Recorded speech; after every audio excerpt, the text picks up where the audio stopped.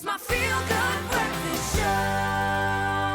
I am still so stunned by the magic that has just happened in studio. I cannot believe it. I have to make a stop by or just get a ticket for myself for the Artscape 100%. this coming weekend. But let the magic continue, because right now we're talking all things lights, camera, action. JP joins us in studio. And you just switched on there, as one would for a cast like this. That seems to be like the point that you guys are hammering a lot. Yeah, So well, I suppose these when are you big see names. De Niro anywhere, you're like, okay, so this is proper, Last yeah? that people would have heard, you might have heard of, oh goodness, I've forgotten the name now myself, with Leonardo DiCaprio. Yeah. There was that major Oscar winner. Good grief. Bobby Cannavale, Rose Byrne, Vera Farmiga, There's also got Whoopi Rainn Goldberg. Wilson. He's one of my favorite actors right now. Rainn Wilson, educate me, I would know him Rainn from... Wilson from The Office. He's just a mastermind in and of himself. I think he also has a podcast, and you should just listen to this man talk. And I think what you will appreciate then is that what the character is in Ezra, and it's based on a real guy, is stand-up comedian. And we're seeing so much more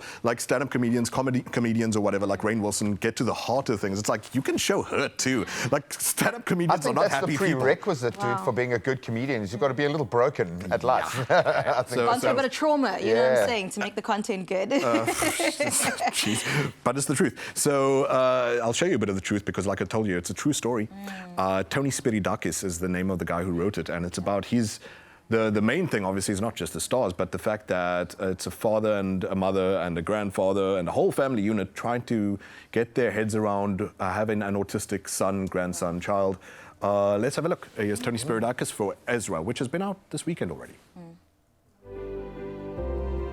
The inception was having to deal with my own child.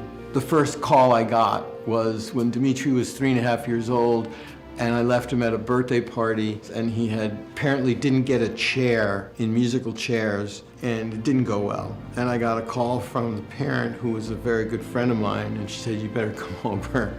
That was the first time that I was introduced to the thought of having my son evaluated. And that literally became a part of the script in my mind, right? Because the idea that you're hearing something for the first time about your child, there's so much that I learned about autism based on my experiences with my son. All the things that happened along the way, I just started thinking I should chronicle them. And I'm sure there are so many people who have experienced this type of parenting of a neurodivergent child. I thought this would be a good thing to try to capture in a narrative story. And one of the things I really, really cherish about my own experience with my son is that humor is a wonderful elixir to the dramatic problems that families do encounter when trying to advocate for a neurodivergent child. Are you autistic? Mom says you are. Mom thinks everyone's autistic. Wow. We're all on the spectrum, dude. We're all on the spectrum.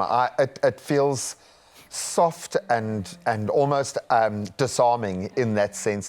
I have a feeling it's going to drop some emotional heavy hits. Yeah, of course, plucking the heartstrings and whatnot. What was your instant instinct to that? Honestly, I just really am so excited about the year 2024. I feel like over the last while, we've been seeing a lot of conversations that have not been on the forefront really being pushed and championed in Hollywood, for example. That is so crazy to me. So interestingly, these three characters that I mentioned, the grandfather, the father, and the mother, are in their way on some sort of continuum or spectrum of their own, not necessarily with autism. What I mean is with their acceptance. Wow. So the grandfather is like, he doesn't even want to say the word. Yeah. And he doesn't believe in the mumbo jumbo and the hocus pocus of therapy and whatnot. The father, played by Bobby Cannavale, the grandfather, who I just called the grandfather, is Robert De Niro. Robert De Niro. I think he's happy to take a back seat in something like this. And so Bobby Cannavale, who plays obviously Tony Spiridakis, the writer of the movie, and the man with the story himself, is somewhere in between, where he's like, he understands that his son has autism, but he doesn't believe that maybe going to a special needs school is what he doesn't want him necessarily to be treated different. He says at one point in the trailer and in the movie itself, obviously, which I have seen, which is what I'm doing here. It's a review, it's not a preview. Is that autism is from the Greek root word to aut, like in autarky, to provide for yourself, to be in your own world. Right. And he says he doesn't want his son in his own world. He wants him in this world. Yeah. In a very heartfelt speech, by the way. There may be 2 or 3 moments in this movie where it really plucked my heartstrings and actually left me with a bit of an empty guilty feeling inside because, like, afterwards, like, it will be different for different people. But like, I was like, man, like, there must be so much joy, I suppose, to being the one who's. I don't want to say the word blessed with a kid like this, but like, so this is one of the other things that the movie handles as well. Is like, he often calls his son, he's like, you're my hero, you're my muse, you're my special, like, you know, superhero or whatever. And the kid's like, I'm also just your son. Wow. Like, so we sometimes can romanticize, but I really appreciate when you see a lot of these movies when it comes to care, community, are people getting enough support and all that kind of stuff, that they also focus in this movie particularly on the father's position, which is, it's really draining. Yeah. And are people getting the support that they deserve?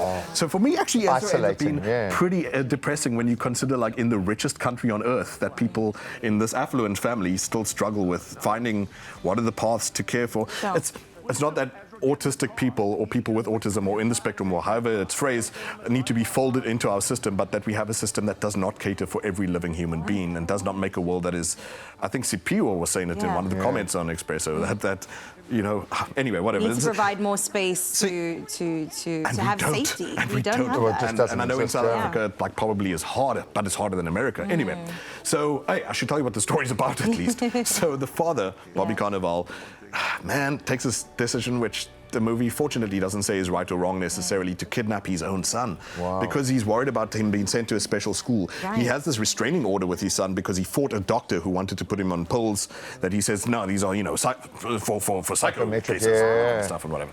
And so it doesn't say who is right and wrong, but he kidnaps his son because he sees him at the school where he believes and he sees that he's just not himself and he's depressed and he's downcast.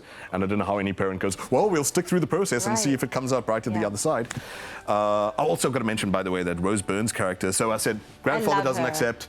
Bobby Carnival, who's on the fence, is like, there has to be another way. Do the work, do the challenging stuff, rather than just sending him away, medicating him, etc., etc. Who does the medication help, the child or the parent? Parent manner. And he deserves that, and humans do deserve help.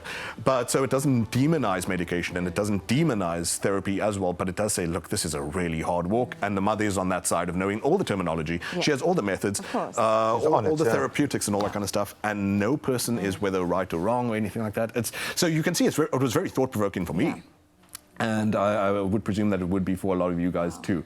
Well, on that note, who do you think this movie is for? Who would you recommend go and watch it? Is it just for people who have family members that are on the spectrum? Is it for the everyday person? I think a good, like strong point of this movie is that I think about stuff like, I don't know if you remember, also with Robert De Niro, Silver Linings Playbook, which was also marvelous and also dealt with mental differences of people.